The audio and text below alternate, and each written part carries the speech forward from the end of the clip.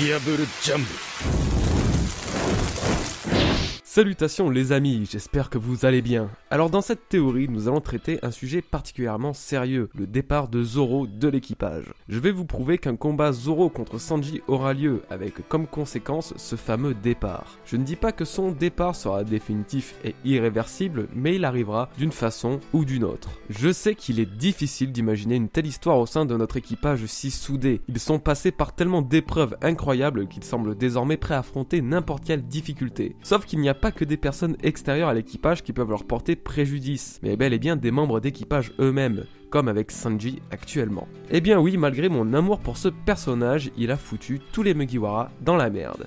Tous ses amis. Évidemment, ce n'était pas réellement prémédité, mais ça n'empêche pas que ses mensonges sur son passé ont causé bien des torts à Luffy & Co. Et pas n'importe quel tort, car au final, c'est carrément un face-à-face avec un Yonko qui se prépare, l'un des plus grands risques qu'a pris Luffy depuis le début de son aventure. Alors que tous les Mugiwara sont plutôt enclins à suivre Luffy n'importe où et n'importe quand, sans spécialement réfléchir aux conséquences, ou du moins sans trop s'opposer à Luffy et à sa nature imprudente, un d'entre eux a malgré tout beaucoup plus le sens du danger, et je parle bien évidemment de Zoro. Zoro étant le premier membre à avoir rejoint l'équipage et ayant une puissance comparable à celle de Luffy, on peut le considérer comme vice-capitaine et en son statut de vice-capitaine, il est celui commandant l'équipage de Luffy en son absence. Il est justement beaucoup moins laxiste que Luffy et aura tendance à prendre le rôle de médiateur ou de meneur quand l'équipage en a besoin. Là où je veux en venir, c'est qu'il pardonne bien moins facilement que Luffy, tandis que ce dernier a un très gros côté sentimental. Zoro lui est ferme, juste et veut de la discipline. On va segmenter la vidéo en deux parties.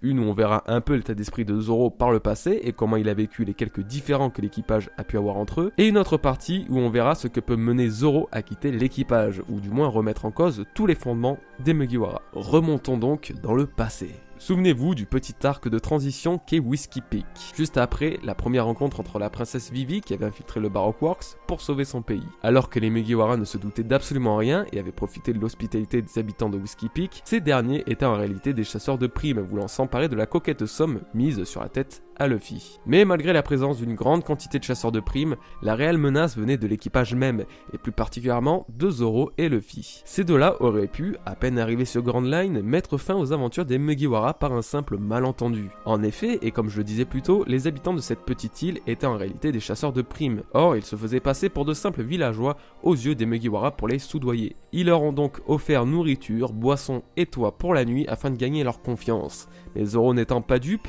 a déclenché un combat contre ces fameux chasseurs de primes. Le problème, c'est que Luffy, lui, est un peu plus crédule, et n'ayant pas compris la situation, il a fini par s'en prendre à Zoro sous prétexte que l'on n'attaque pas les personnes qui nous offrent leur hospitalité, qui en soi n'est pas faux. S'ensuit un combat entre les deux camarades dans le plus grand des sérieux, avec une réelle envie de blesser l'autre. Il s'agit de la première vraie altercation entre Mugiwara, et ça prouve que leurs liens ne sont pas incassables, même si c'était au début de l'aventure. Dans le cas de Whiskey Peak, ce n'était pas si grave, mais ça a quand même légèrement ébranlé leur relation l'espace d'un instant. Un peu plus tard, nous avons un cas plus ou moins similaire, mais entre Luffy et Usopp cette fois-ci. On connaît tous l'histoire, Usopp voulait garder le mérite tandis que Luffy avait conscience de ne pas pouvoir continuer l'aventure avec ce bateau au vu de son état. Ça a beaucoup divisé l'équipage et ça a surtout permis à Zoro de redresser un peu les bretelles à tout le monde. Son petit speech est d'ailleurs très intense. Il explique que quiconque manquant de respect à Luffy et le mettant en danger inutilement n'est pas digne d'appartenir à son équipage. Que celui qui quitte le groupe doit assumer son erreur et doit surtout impérativement s'excuser en priorité en mettant sa fierté de côté. Et si Luffy ne peut pas faire la part des choses en faisant preuve de plus de sévérité,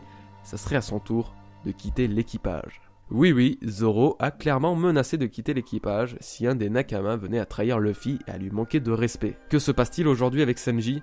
La même chose, mais en pire. Ses mensonges et secrets lui sont retombés dessus plusieurs années après, et en plus d'avoir mis en péril sa propre vie, il met aussi en péril la vie de certains membres d'équipage, comme Luffy, Nami, Chopper ou Brook. D'ailleurs, il a bien fait comprendre son mécontentement sur Zou, en disant que les circonstances étaient particulièrement compliquées, et que le fait de rajouter une nouvelle tension avec un autre Yonko en plus de Kaido n'était vraiment pas le bon plan. Et que dans tous les cas, les torts revenaient à Sanji et à lui seul. C'est lui qui met tous les autres en danger malgré eux. Il doit donc se débrouiller. Ce qui me fait penser, une fois de plus, au petit speech de Zoro durant l'arc de Punk Hazard cette fois-ci. En effet, il a clairement averti Luffy qu'ils étaient dans le nouveau monde à présent, et que toute imprudence pourra rapidement être punie. Ils ne peuvent se permettre aucune faute. Et là, ça a vraiment confirmé la position de Zoro dans l'équipage. Il nous prouve une fois de plus que c'est le seul ayant le cran de donner les directives et les ordres, sans aucun aspect comique cette fois-ci. Maintenant, j'ai une question. on en revient au sujet principal. Comment va réagir Zoro en apprenant que Luffy et les autres ont risqué leur vie, leur rêve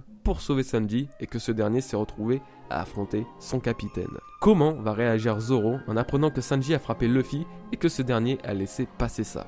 Vous êtes bien d'accord que ce n'est pas du tout la mentalité de Zoro et que quoi qu'il arrive, il ne va sans aucun doute ne pas laisser passer cet affront envers le capitaine. Ce qui me fait donc finalement penser qu'il va quitter l'équipage. Quand? Ça, je ne sais pas. Mais s'ils finissent par se réunir après l'arc Whole Cake Island, je pense que tout se jouera à ce moment-là, sur Wano. Wano pourrait être le moment parfait. Effectivement, si on apprend certaines choses au sujet de Zoro et de son passé là-bas, l'histoire pourrait se focaliser sur lui et sa décision de quitter l'équipage pourrait se prendre dans la foulée. Comment? Eh ben là, c'est un peu plus compliqué, mais j'imagine que le combat Luffy contre Sanji refera parler de lui et mettra Zoro dans tous ses états, lui donnant l'occasion de nous faire un énième de ses discours moralisateurs sur la place et le respect que doit avoir un capitaine dans l'équipage. Car effectivement, Luffy est un gros débile. Il traite ses Nakama comme des amis et il n'impose jamais son pouvoir ou sa position hiérarchique, excepté lors de la découverte d'une nouvelle île où il fonce tête baissée. Il fait toujours le clown avec les autres, ne prend pas grand chose au sérieux et a une philosophie très simple.